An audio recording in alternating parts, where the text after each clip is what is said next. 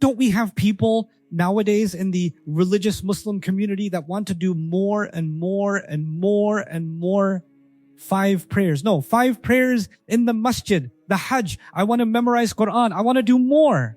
I want to go to Hajj. I want to recite. I want to learn. I want to study. I want to worship. I want to do good deeds. I want to do charity. I want to do that. Oh my God, you want to do all this stuff. And then there are people who are barely holding on to Asan like the bare minimum. Here's the problem. When the people that do the maximum and are trying to do the maximum, just the way they are, become an intimidation for the people who do the minimum. And this is an important lesson in the surah. There's going to be 2 groups of people in the There's going to be the people of Islam and there's going to be the people of Ian. I'm getting ahead of myself. It's coming later in the surah. I'll tell you now. I'll break it to you now. It is as though Allah is saying that an indication that you possess intellect is that you speak in a dignified fashion and you respect people's privacy and you have proper etiquette. Like etiquette is an indication of intellect. It's interesting that it is no longer an indication of intellect in modern society. You have PhDs that are very obnoxious. You have scientists that are crude. You have doctors that are incredibly rude. You have people that in high positions that have no common decency of how to talk to people. You have CEOs who talk to everybody in the employee, like in the company, like dirt. The higher somebody gets, actually, the more ignorantly they behave. Wealthy people are supposed to be refined culturally. Look at how they speak to their driver. Look at how they speak to their the house cleaner or whatever, the cook. There's a harshness in their tone as though we have to keep these people in check, keep them in their place. What is this attitude? That's also an indication here and to us, to the Muslims. Education is actually first about refining character, refining the way we deal with people. Had they only been patient until you came out to them, it would have been better for for these people. There's a new standard of it's much lower than the standard that was just there a year ago in Hadith. I mean, people were dying to fight for the cause of Islam and they were angry for the cause of Islam. And these guys don't even have the patience to wait for the Prophet ﷺ to come out of his apartment. And Allah is lenient towards them. And He's not even saying, look at the other people in Islam. You should be ashamed of yourself. Much earlier on in Bukhari, in early Medina, Allah described hypocrites would say, should we believe like the fools have believed? Look at them. They've sacrificed everything. Allah is harsh with them. The hypocrites, these are not hypocrites. Some did simplify this and say these are hypocrites. I don't find that as compelling evidence, so I'm sharing with you what I find more compelling evidence. You're free to do your own research. I believe these are people that are new to Islam, that are coming like the Wudov and other tribes, and they just don't know any better, and they don't have even the least amount of patience. The Quran, when it talks about, if you look at the rest of Quran, because this is the tail end of Quran, right? The rest of Quran, when it talks about, it's very high stuff. It's not a small thing when the call to is. When Muslims are being tortured, the Prophet is going to say, is. Occurred when you're being killed, when you're on the battlefield, pour onto us when you're going to have to make, there's Allah says when calamity strikes them, when they're tested with money and children, and congratulate those who have sar is a very high thing to aspire towards in the Quran. And yet, ironically, when you come to this ayah, it's like they should have just been patient if they just stood outside the door and waited for the Prophet to come out. The standards have clearly been lowered. And this is an important lesson in the surah. There's going to be 2 groups of people in the ummah. There's going to be the people of Islam and there's going to be the people of Ian. I'm getting ahead of myself. It's coming later in this. I'll tell you now. I'll break it to you now. There's going to be the people, what did I say? The people of Islam and the people of Ian. I'll give you the example of a classroom. So, this is easy to understand.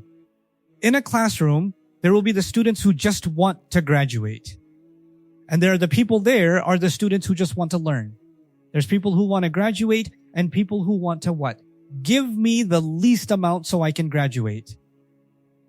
Can I just pass the test? What? Can I just that? He's not going to ask for extra credit assignments. He's not going to stay after class. He's not going to be asking any more questions. He just wants to I can't wait till this is finished, man. He just wants to graduate. He just doesn't want to fail. He wants to meet, I will say, he just wants to meet the bare minimum requirements. Give me the minimum and I'm happy. But the guy who wants to learn sits in class and learns, then he does his own research. Then he finds some tutor outside. Then he bothers the teacher after class. Then he talks to other peers. He just wants to learn and learn and learn. And the guy who wants to do the minimum looks at that guy. Why is this guy so crazy?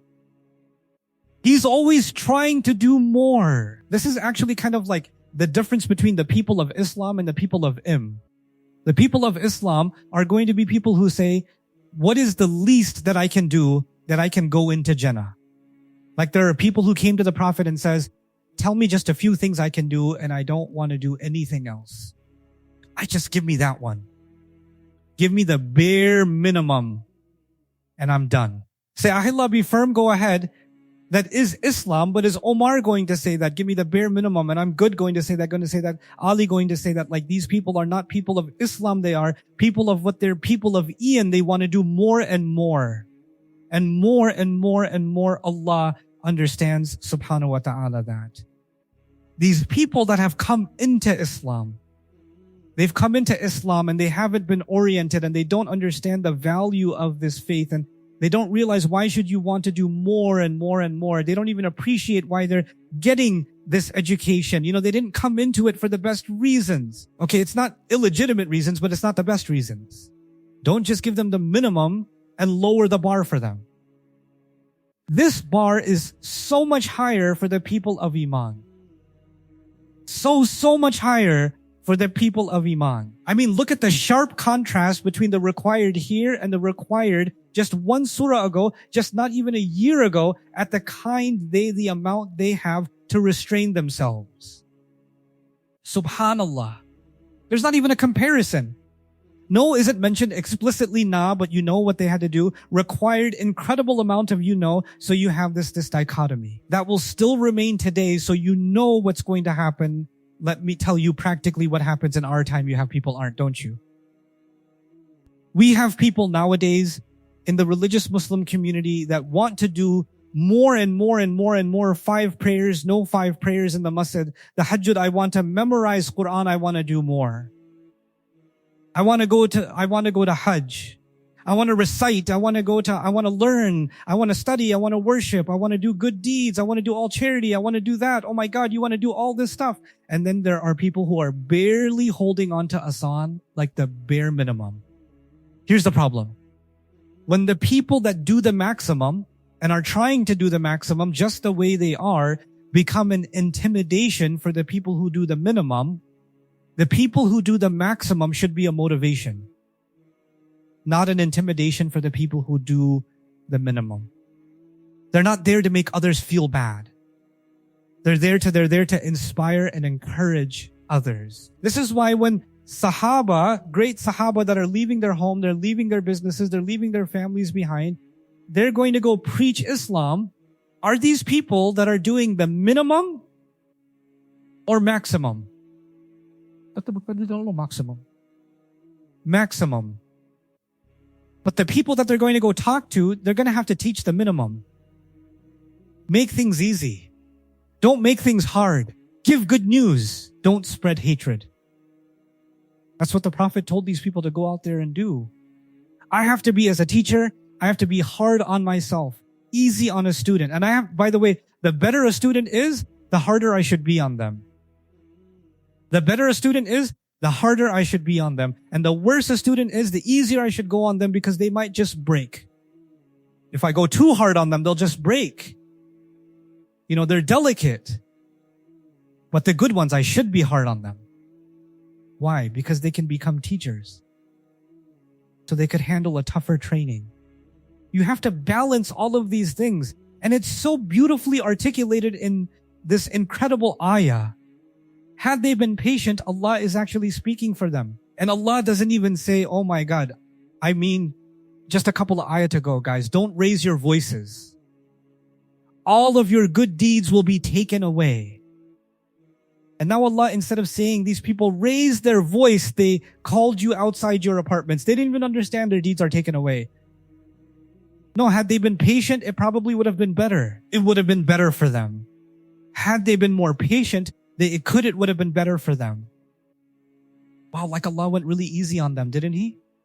Even Allah is going easy on them because they're new. This is a huge principle, and it's not even a principle that's like an early Islam. This is at the tail end of revelation, folks. This is how the is being taught to behave thereafter. The hadith says that when you ask permission, you should ask it 3 times, and within 3 times, you're not in violation of anything Allah says.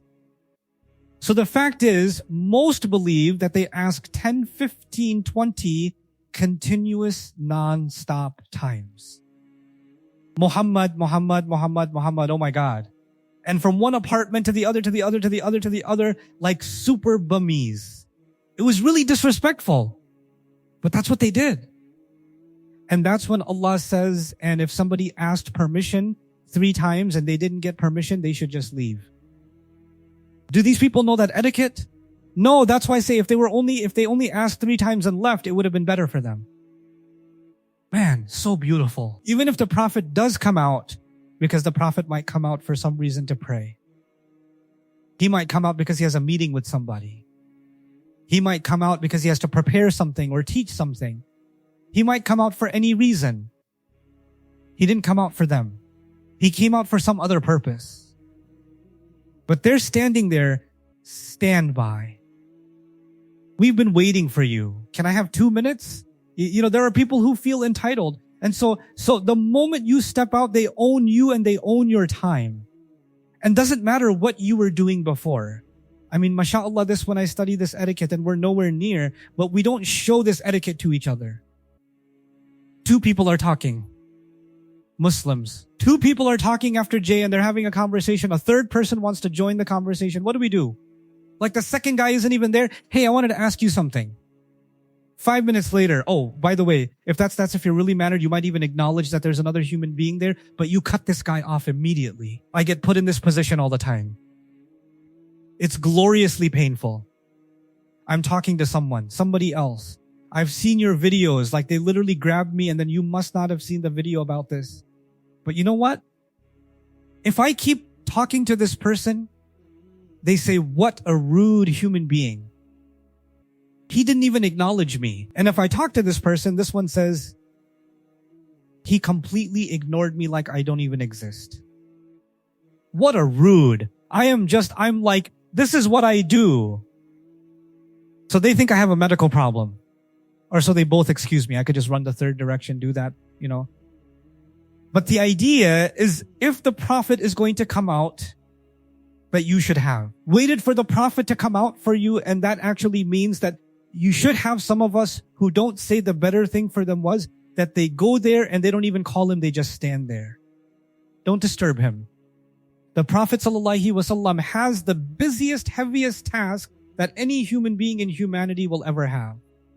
So the fact that he's home is because he must be.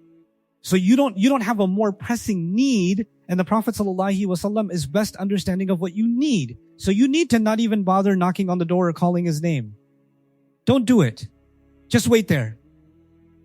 Let him come out. Let him. And if he comes out, don't talk to him unless he came out for you or to you. If he came out towards them, then they should have talked to him. Subhanallah. That's the etiquette that's being taught about the Prophet.